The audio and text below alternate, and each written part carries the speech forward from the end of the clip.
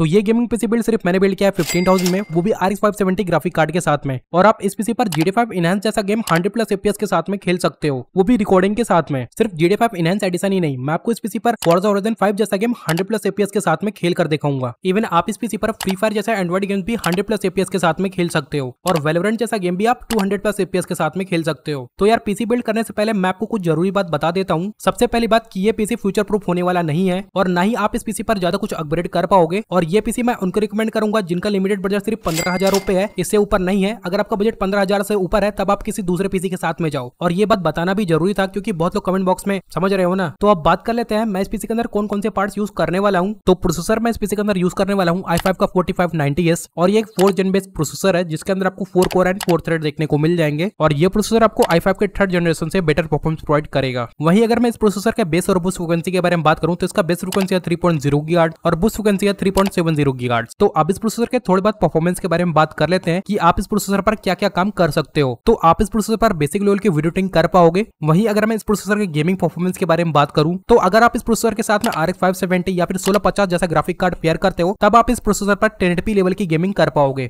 वहीं अगर मैं इस प्रोसेसर के प्राइस के बारे में बात करूं तो ये प्रोसेसर आपको आराम से 1500 से 2000 के बीच में देखने को मिल जाएगा। बाकी आप इस प्रोसेसर के साथ में स्टॉक कूलर ही यूज करना क्योंकि ये प्रोसेसर ज्यादा ओवरहीट नहीं होता है, तो स्टॉक कूलर आराम से इस प्रोसेसर को हैंडल कर लेगा। और मैं अपने पीसी के अंदर अलग से एंटी स्पोर्ट्स का एयर कूलर यूज कर रहा हूं ताकि हमारे पीसी का लुक थोड़ा सा इनहेंस हो जाए। वहीं अगर मैं एंटी स्पोर्ट्स के C200 कूलर के प्राइस के बारे में बात करूं तो ये कूलर आपको ऑफलाइन मार्केट में 500 रुपए में आराम से मिल जाएगा और ऑनलाइन में आपको ये कूलर 700 रुपए में देखने को मिल जाएगा। तो नेक्स्ट जो कंपोनेंट मैं इस पीसी के अंदर यूज करने वाला हूं वो है मदरबोर्ड। तो मदरबोर्ड मैं यूज करने वाला हूं कंसिस्टेंट का H81 मदरबोर्ड। तो सबसे पहले इस मदरबोर्ड के प्राइस के बारे में बात कर लेते हैं। तो ये मदरबोर्ड आपको आराम से 1700 रुपए में देखने को मिल जाएगा। तो अब इस मदरबोर्ड के थोड़े बहुत बेसिक फीचर्स के बारे में बात कर लेते हैं। तो इस मदरबोर्ड के अंदर आपको 2 रैम स्लॉट देखने को मिल जाएंगे जो कि DDR3 रैम को ही सपोर्ट करता है, और स्टोरेज के लिए आपको 3 SATA पोर्ट देखने को मिल जाएंगे और एक Gen 3 M.2 का स्लॉट देखने को मिल जाएगा। बाकी ग्राफिक कार्ड के लिए आपको एक PCI X16 स्लॉट देखने को मिल जाएगा जिसके ऊपर आप PCI Gen 3 तक के ग्राफिक कार्ड आराम से पेयर कर सकते हो। तो अब बात कर लेते हैं ये मदरबोर्ड कौन कौन से जनरेशन के प्रोसेसर को सपोर्ट करता है। तो ये मदरबोर्ड सिर्फ इंटेल के 4th जनरेशन के ही प्रोसेसर को सपोर्ट करता है। तो अब बात कर लेते हैं मैं इस पीसी के अंदर कितने GB रैम स्टिक यूज करने वाला हूँ। तो मैं इस पीसी के अंदर 8 GB की 2 रैम स्टिक यूज करने वाला हूँ, मतलब मैं टोटल 16 GB रैम यूज करने वाला हूँ, वो भी DDR3 वाली जो कि 1600 मेगाहर्ट्ज पर क्लॉक है। वहीं अगर मैं 8 GB रैम स्टिक के प्राइस के बारे में बात करूँ तो ये आपको 500 रुपए में मिल जाएगा। तो मैंने तो 8 GB की 2 रैम स्टिक बाय किया है तो मेरे को 1000 रुपए में 16 GB रैम मिल गया है। तो नेक्स्ट कंपोनेंट मैं इस पीसी के अंदर यूज करने वाला हूँ स्टोरेज। तो मैं स्टोरेज यूज करने वाला हूँ 250 GB की SATA SSD जो कि WD ग्रीन की है। वहीं अगर मैं SATA SSD के प्राइस के बारे में बात करूँ तो ये आपको 1400 रुपए में आराम से मिल जाएगा। अब देखो 250 GB का स्टोरेज का सबसे बड़ा ड्रॉबैक ये है कि आपका जो स्टोरेज है वो एक ही 2 गेम में फुल हो जाएगा, बट मैं आपको रिकमेंड करूंगा कि आप मिनिमम 500 GB की NVMe M.2 बाय करो। उसके अंदर आपको खतरनाक लेवल की रीड एंड राइट स्पीड मिल जाएगी, साथ में आपको स्टोरेज की भी कमी नहीं पड़ेगी। वहीं अगर मैं Gen 3 500 GB की NVMe M.2 के प्राइस के बारे में बात करूं तो वो आपको 2800 से 2900 रुपए में देखने को मिल जाएगा, और मैं कुछ बढ़िया NVMe M.2 का बाय लिंक डिस्क्रिप्शन में दे दिया हूं, आप लोग वहां से बाय कर सकते हो। तो क्या आप सारा दिन बिना छुट्टी के घर वापस काम करके आते हो, आप इस काम से थक चुके हो या आपके पास खाली समय है, तो मैं आपके लिए लाया हूं पैसा कमाने का अच्छा तरीका। 1x आपको चिकन रोड में जल्दी और आसान तरीके से पैसा कमाने का मौका दे रहा है, जो हाल ही में लॉन्च हुआ है और पैसे कमाने का तरीका देता है। इस गेम में 4 लेवल है, लो, मीडियम, हाई और हार्डकोर। लेवल बढ़ने पर अमाउंट बढ़ जाएंगी। मैं आपको लो लेवल पे ही खेलने का सलाह दूंगा। ये चिकन पर आप जैसे ही टैप करोगे तो ये एकदम से आगे चले जाएगी और हर एक कदम पर अमाउंट बढ़ने लग जाएगी। इस गेम में आप अपने फ्री टाइम में आसान और जल्दी पैसा कमा सकते हैं। अगर आप मेरा प्रोमो कोड AOPLAY यूज करते हो तो आपको मिल सकते हैं up to 1.5 lakh reach plus 150 FPS बोनस। तो नेक्स्ट और जो मेन कंपोनेंट मैं इस पीसी के अंदर यूज करने वाला वो है ग्राफिक कार्ड। तो ग्राफिक कार्ड में यूज करने वाला हूँ सेकंड हैंड में RX 570 का 4 GB वेरिएंट, और ये ग्राफिक कार्ड आपको GTX 1650 से कई गुना बेटर परफॉर्मेंस प्रोवाइड करेगा गेमिंग में। वहीं अगर मैं सेकंड हैंड में RX 570 के 4 GB वेरिएंट के प्राइस के बारे में बात करूं तो ये ग्राफिक कार्ड आपको आराम से 5000 रुपए में देखने को मिल जाएगा। अगर आप RX 570 या फिर RX 580 का 8 GB वेरिएंट बाय करते हो सेकंड हैंड में तो वो आपको 7000 रुपए में मिल जाएगा। तो मेरी मानो 2000 रुपए एक्स्ट्रा डाल के 8 GB वेरिएंट ले लो और तब आप उस ग्राफिक कार्ड पर मॉडर्न गेम भी खेल पाओगे, वो भी बिना किसी प्रॉब्लम के। और अब आप लोग पूछ रहे हो भाई ये सारे ग्राफिक कार्ड सेकंड हैंड में मिलेंगे कहाँ? तो मैं कुछ second hand graphic card seller का कॉन्टैक्ट डिटेल मैं डिस्क्रिप्शन में दे दूं, आप वहां पर पूछकर पता कर सकते हो, क्या पता आपको वो ग्राफिक कार्ड वहां पर मिल जाए। तो अब बात करते हैं इस ग्राफिक कार्ड को रन करने के लिए कितने वाट की पावर सप्लाई की जरूरत पड़ेगी। तो इस ग्राफिक कार्ड को रन करने के लिए मिनिमम 450 वाट की पावर सप्लाई की जरूरत पड़ेगी, और मैं जो इस पीसी के अंदर पावर सप्लाई यूज करने वाला हूँ वो है आर्टिस का 500 वाट की पावर सप्लाई। और इस पावर सप्लाई के अंदर आपको कोई सर्टिफिकेशन देखने को नहीं मिलती है क्योंकि ये पावर सप्लाई कुछ ज्यादा ही सस्ता है। वहीं अगर मैं इसके प्राइस के बारे में बात करूं तो ये पावर सप्लाई आपको 1500 से 2000 के बीच में देखने को मिल जाएगा, और इस पीसी के लिए ये पावर सप्लाई सफिशिएंट है। अगर आप सर्टिफिकेशन वाला पावर सप्लाई लेते हो तब आपको मिनिमम 3000 पे करना पड़ेगा, और हमारे इतना ज्यादा बजट भी नहीं था क्योंकि हमारा जो पीसी का बजट था वो सिर्फ 15,000 रुपए है, और 15,000 रुपए के बजट के हिसाब से मुझे सस्ता पावर सप्लाई चूज करना पड़ा। वैसे ये सारे पावर सप्लाई जल्दी खराब नहीं होते तो आप टेंशन मत लेना, यूज कर सकते हो। अगर आपका कोई सस्ता पीसी है उसी के अंदर आप यूज करना, अगर आप महंगा पीसी बिल्ड कर रहे हो तब ये सारे पावर सप्लाई मत यूज करना। तो नेक्स्ट और जो लास्ट कंपोनेंट मैं इस पीसी के अंदर यूज करने वाला हूँ वो है कैबिनेट। तो कैबिनेट में यूज करने वाला हूँ जेब्रॉन्स का जेब लियोन प्रो कैबिनेट। वही अगर मैं इस कैबिनेट के प्राइस के बारे में बात करूँ तो इसको मैंने सिर्फ 2000 रुपए में परचेज किया था, वो भी अमेजोन से।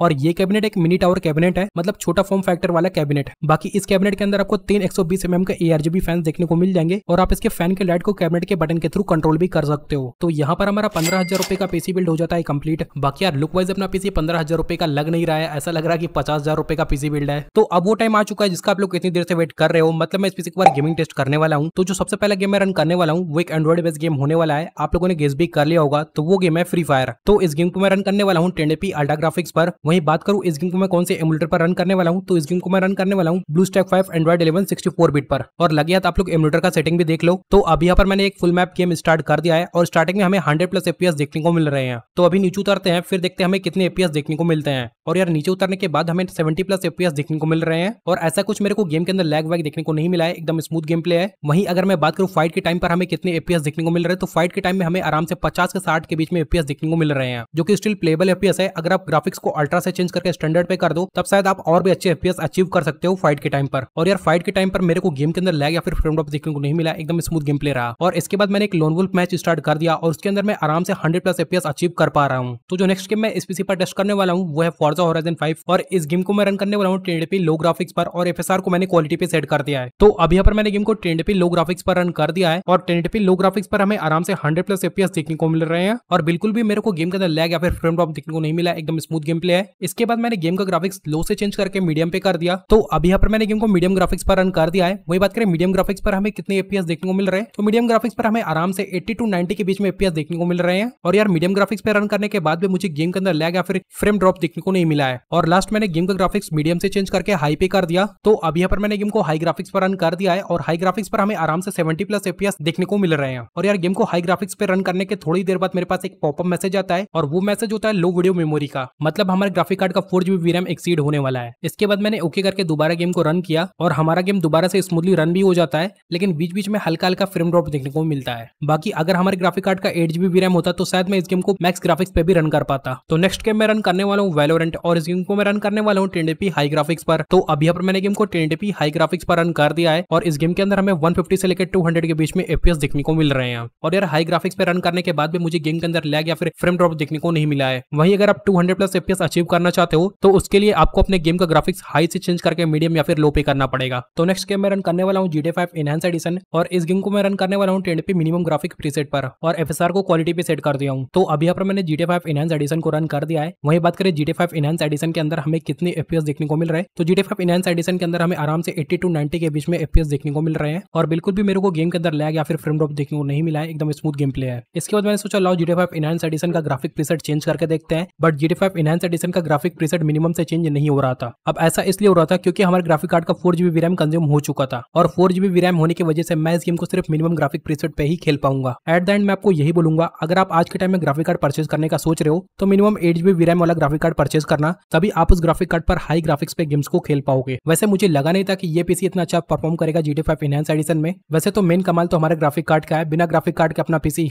समझ रहे हो ना। इसके बाद मैंने इस पीसी पर नॉर्मल GTA 5 रन किया और उसको मैंने रन किया 1080p वेरी हाई ग्राफिक्स पर और साथ में मैंने एडवांस ग्राफिक्स को भी ऑन कर दिया है। और अपना जो नॉर्मल GTA 5 है वो बहुत कम VRAM कंज्यूम करता है, इसने वेरी हाई ग्राफिक्स पे सिर्फ 2.5GB VRAM कंज्यूम किया है। और वहीं अगर मैं कंपेयर करूँ GTA 5 एनहांस एडिशन से तो उसने मिनिमम ग्राफिक प्रीसेट पे ही 3GB VRAM कंज्यूम कर लिया था, बट ज्यादा ऑप्टिमाइज मेरे को GTA 5 एनहांस एडिशन लगा है। तो अभी यहाँ पर मैंने इस गेम को 1080p वेरी हाई ग्राफिक्स पर रन कर दिया है और 1080p वेरी हाई ग्राफिक्स पर हमें आराम से 60+ FPS देखने को मिल रहे हैं और बिल्कुल भी मेरे को गेम के अंदर लैग या फिर फ्रेम ड्रॉप देखने को नहीं मिला है। तो अब इस पीसी पर थोड़ी बहुत मॉडर्न और लेटेस्ट गेम रन करके देख लेते हैं, क्या ये पीसी कैपेबल है मॉडर्न या फिर लेटेस्ट गेम को रन करने के लिए। तो जो मॉडर्न और जो लेटेस्ट गेम मैं रन करने वाला हूँ वो है ब्लैक मैथ वुकोंग और इस गेम को मैं रन करने वाला हूँ 1080p लो ग्राफिक्स पर और सुपर रेजोल्यूशन को मैंने 75% पे सेट कर दिया है और सुपर रेजोल्यूशन सैम्पलिंग को मैंने FSR पे सेट कर दिया है। और यार मेरे ग्राफिक कार्ड का 4GB VRAM होने की वजह से मुझे इस गेम को लो ग्राफिक्स पर रन करना पड़ रहा है, क्योंकि ये गेम बहुत ज्यादा ग्राफिकल डिमांडिंग गेम है और साथ में वीरैम भी बहुत ज्यादा कंज्यूम करता है ग्राफिक कार्ड का। वहीं बात करें इस गेम के अंदर हमें कितनी एपीएस देखने को मिल रहे हैं, तो इस गेम के अंदर हमें आराम से 40 प्लस एपीएस देखने को मिल रहे हैं और उतना ज्यादा हमारा गेम प्ले स्मूथ नहीं है। मेरे को लैगी और स्लगी सा गेम फील हो रहा है। तो अगर आप इस पीसी पर मॉडर्न या फिर लेटेस्ट गेम खेलने का सोच रहे हो तो आपका एक्सपीरियंस बहुत ज्यादा बेकार रहने वाला है। तो मैं तो रिकमेंड करूंगा कि आप इस पीसी पर मेनली पुराने गेम्स ही खेलना,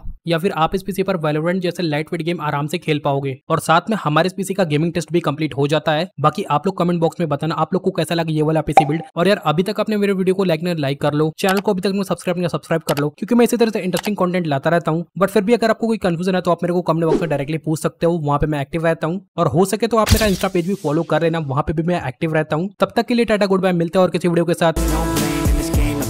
Just wanna feel okay, feel the hurt erase. A new star shines in a moonless night. A new scar finds somewhere dark to hide, but that won't be you. It's not your time, you got a whole life to find while you're here alive. Yeah, each day is a new day, never the same. So get through, you can do this, choose to stay, okay? Don't take your life for granted.